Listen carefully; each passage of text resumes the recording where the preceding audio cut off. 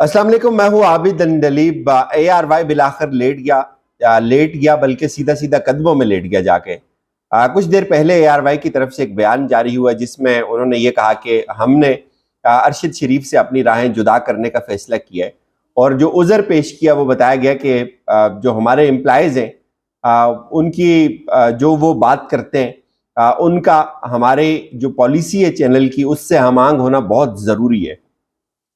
एक तो पहले ये सुना था कि ठीक है, जो आपके लोग बात करते हैं टीवी के ऊपर आकर उन मखसूस घंटों की या उन मखसूस मिनट्स की जो गुफ्तगू होती है वो आपकी एडिटोरियल पॉलिसी होती है। लेकिन आज उन्होंने कहा कि नहीं जी, सोशल मीडिया के ऊपर भी जो बात होगी उससे आपने मुताबिकत रखनी है हमारे चैनल की पॉलिसी से। यानी कि जो हमारे चैनल की पॉलिसी होगी वही होनी चाहिए। जो आप हमारा कोई एम्प्लॉय सोशल मीडिया के ऊपर भी आकर उससे इख्तिलाफ नहीं कर सकता। बहुत सारे सवालात को जन्म दे रही है ये उनकी तरफ से जो बयान जारी हुआ है। बुनियादी तौर पे जो नेट शेल है इसका मैं पोस्टमार्टम करता हूँ, ये सब हुआ कैसे, ये क्यों हुआ। लेकिन जो नेट शेल है वो ये है कि ARY जो है वो अरशद शरीफ का बोझ नहीं उठा सका, और ये ट्वीट भी मैंने किया और वो उनके कदमों में जाकर ढेर हो गया।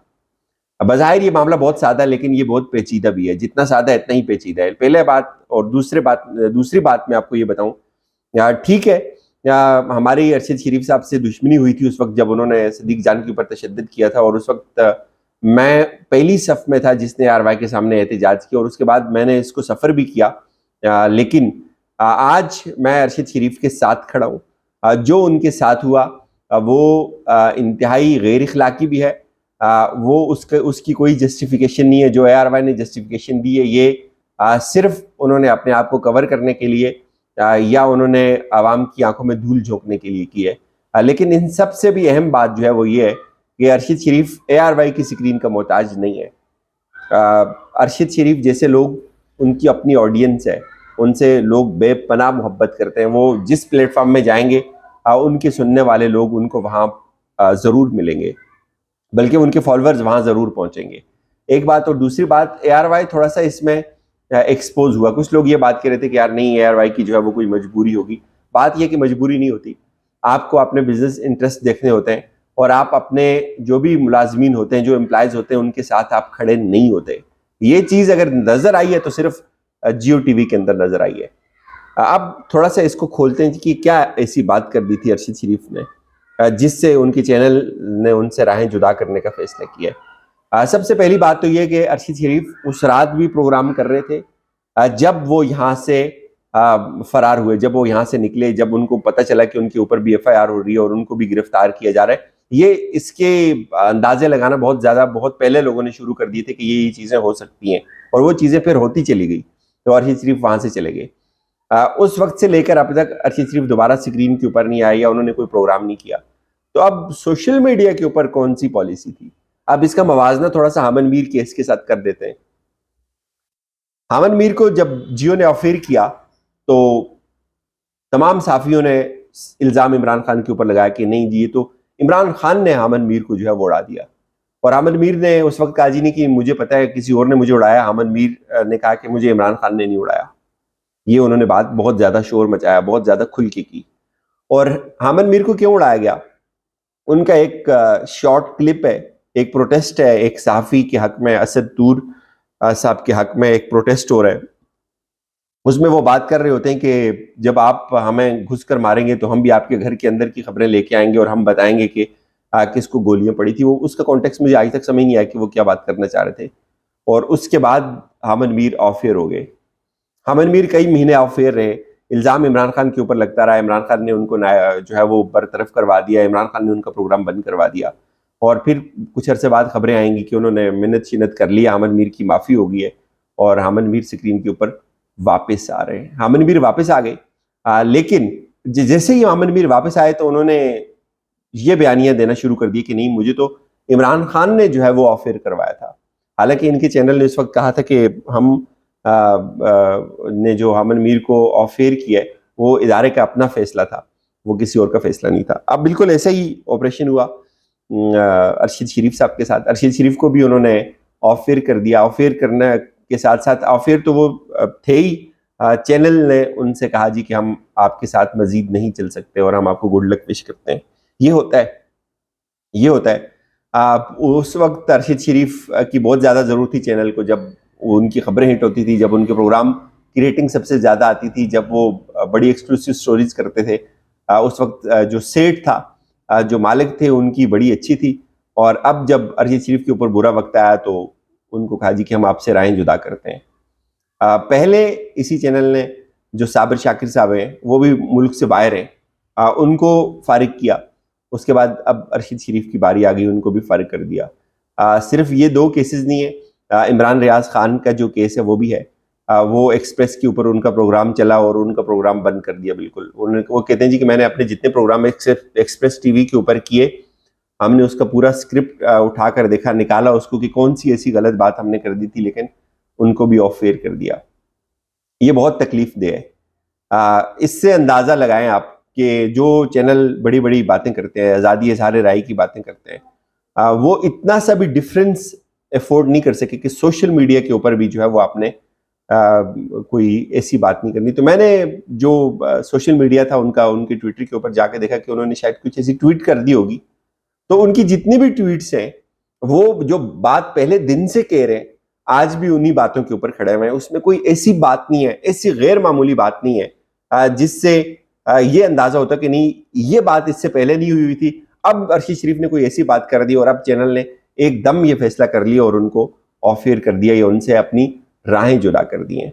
हमन मीर के मामले में उनका चैनल उनके साथ खड़ा रहा, उसका बोझ भी उठाया उन्होंने। आज हमन मीर आपको वही प्रोग्राम करते हुए नजर आते हैं। आज अरशद शरीफ गद्दार हो गए, आज अरशद शरीफ जो है वो दहशतगर्द हो गए, आज अरशद शरीफ जो है वो उन्होंने कोई ऐसी बात कर दी है जिससे चैनल की एडिटोरियल पॉलिसी बहुत इफेक्ट हुई है। तो सबसे पहला सवाल ये कि कौन सी एडिटोरियल पॉलिसी, यहाँ किस चैनल की एडिटोरियल पॉलिसी, और आपकी एडिटोरियल पॉलिसी किसी सोशल मीडिया के ट्वीट से कैसे इफेक्ट हो सकती है। तो ये सब बातें, असल बात यही है कि जो भी मुखालिफ आवाज़ें, उनको दबाया जाए, उनको नेस्तो नाबूद किया जाए, उनको इबरत का निशान बनाया जाए। और ये चीज़ें आहिस्ता आहिस्ता डेवलप हो रही हैं, ये चीज़ें आगे बढ़ रही हैं। सोशल मीडिया के ऊपर भी ये ऑपरेशन एक होगा, उसके लिए तैयार रहें। वो कब होता है, लेट्स सी। लेकिन अगेन मैं ये कहूँगा कि अरशद शरीफ जैसे लोगों के लिए स्क्रीन्स कोई मायने नहीं रखती। स्क्रीनें उनकी मोहताज होती हैं, उनकी बहुत वाइड रेंज फॉलोइंग है। ये बात मैं क्यों आपको कह रहा हूँ, ये बात मैं आपको इसलिए कह रहा हूँ, एक तो आप खुद देख लीजिएगा, एक जो पब्लिक सेंटीमेंट आएगा इसके ऊपर, जो रिएक्शन आएगा वो ARY के खिलाफ आएगा। इससे ये अंदाज़ा लगाएं आपके कौन हक के साथ खड़ा है। इसके अलावा एक बड़ा इंपॉर्टेंट वाक्य आपको मैं बताता हूँ। कुछ दिन पहले इमरान खान जो टेलीथॉन कर रहे थे, उसमें उन्होंने आखिर पे एक चेक का जिक्र किया था कि हमारे एक वॉर हीरो हैं सैयद सजाद हैदर की वो बात कर रहे थे। एयर कमोडोर सैयद सजाद हैदर, जो फ्लाइट ऑफ फॉल्कन, एक ज़बरदस्त हिस्ट्री है, वार हिस्ट्री, एक ज़बरदस्त किताब है उनकी, वो उन्होंने लिखी हुई है। तो वो कुछ रोज़ पहले मेरे ऑफिस में आए। उन्होंने एक तो मुझे वीडियो दी हुई है, वो वीडियो मैंने अपलोड भी की हुई है। इम्पोर्टेड हुकूमत नामंजूर की उन्होंने शर्ट उसमें पहनी हुई है। तो उनसे बातचीत हो रही थी, तो वो मीडिया के ऊपर भी बात कर रहे थे। तो उन्होंने कहा कि जो अरशद शरीफ है वो पाकिस्तान का नंबर 1 एंकर है इस वक्त। ये 90 साल वो फौजी ऑफिसर ये बात कह रहे हैं। मैंने कहा सर हाउ कम, आप ये बात कैसे कह सकते हैं। उन्होंने कहा मेरा मेरा दिल बोलता है, ये बात मेरे दिल से आती है। तो ऐसे लोगों को स्क्रीनों की ज़रूरत नहीं होती। स्क्रीनों को इन लोगों की ज़रूरत होती है, इन फेसेस की ज़रूरत होती है। वो जहाँ भी जाएंगे वो अपनी जगह बना लेंगे। लेकिन ARY खड़ा नहीं हो सका, ARY लेट गया। तकलीफ दे बात यह है कि ARY लेट गया। अरशद शरीफ के लिए और बहुत सारी स्क्रीनें और बहुत सारी जगह जो उनका इंतज़ार करेंगी, और जब उनका अच्छा दौर आएगा तो मुमकिन है ये लोग उनसे मिन्नतें करें, वो ये शो ना लें। ये बात क्यों कहता हूँ, इसकी भी एक और बात, ये सुनी सुनाई बात है, ये भी मैं कह देता हूँ आपको। मैं 92 में काम करता था खावर गुमन के साथ। खावर गुमन भी आजकल ARY पे है। तो उस वक्त ना जो ARY के ऑनर थे मियां रशीद साहब, वो कुछ नई टीम हायर करना चाह रहे थे, कुछ और एंकर्स लेना चाह रहे थे अपने उसमें। तो मेरे जमशेद अंसारी बड़े अच्छे दोस्त हैं, मेरे सदीक के हम सब की मुश्तरका दोस्त हैं। वो सादी अफजाल की टीम में काम करते थे, अपना जे व्यूज़ उनका चैनल है, बहुत अच्छा काम करते हैं वो भी। तो एक दिन अरशद शरीफ आए 92 में, तो हमारी बातचीत हो रही थी, तो मैंने कहा अर्शी शरीफ भी ज्वाइन कर रहे हैं, तो इसका मतलब है उस वक्त जो रात को 10 बजे आई थिंक प्रोग्राम करते थे वो जो डॉक्टर हैं, नाम निहाद जो इनको वाले डॉक्टर हैं, वो करते थे वहाँ प्रोग्राम। तो मैंने कहा वो उनकी छुट्टी हो जाएगी, तो उन्होंने कहा कोई मसला नहीं, ऐसे ही होगा। तो कुछ दिन बाद मैंने कहा क्या हुआ, अर्शी शरीफ आ गए हैं ARY में 92 में। तो उन्होंने मुझे एक बात बताई। उन्होंने कहा जी ऑनर ने उनको ऑफर दी कि आप आ जाएं, प्रोग्राम करें और सैलरी बताएं। तो अर्शी शरीफ ने कहा जी कि मैं आपको ज्वाइन नहीं कर सकता, चूंकि मुझे बहुत बुरे वक्त में ARY उस वक्त उनके साथ खड़ा हुआ था। नवाज शरीफ ने उनके ऊपर कोई केसेस कर दिए थे, वो यहाँ से भाग के कराची चले गए थे, फिर कराची उनको उन्होंने फैसिलिटेट किया। जाहिर है उस वक्त स्टोरीज चलती थी नवाज शरीफ के खिलाफ, वो करते रहे। और उस वक्त उनकी एडिटोरियल पॉलिसी ये थी कि ये स्टोरियाँ करनी है। अब अर्शी शरीफ ने अपनी एडिटोरियल पॉलिसी नहीं बदली, तो चैनल ने कहा जी नहीं, अब आप इस तरह नहीं चल सकते, आपको इस तरह चलना होगा। बहरहाल कटिंग शार्ट, तो बताया ये जा रहा है कि जो ऑनर थे तो उन्होंने उनको ऑफर किया कि आप इतनी सैलरी पे आ जाएं। उन्होंने कहा जी कि आप 50 लाख पे आ जाएं। अर्शी शरीफ ने इनकार कर दिया। फिर बकौल जमशेद अंसारी साहब के जो ऑनर थे 92 टीवी के, उन्होंने उनको ब्लैंक चेक दे दिया कि आप इसके ऊपर लिखें जो आपको सैलरी चाहिए, आप आ जाएं। तो अर्शी शरीफ ने कहा कि नहीं, मैं नहीं आता।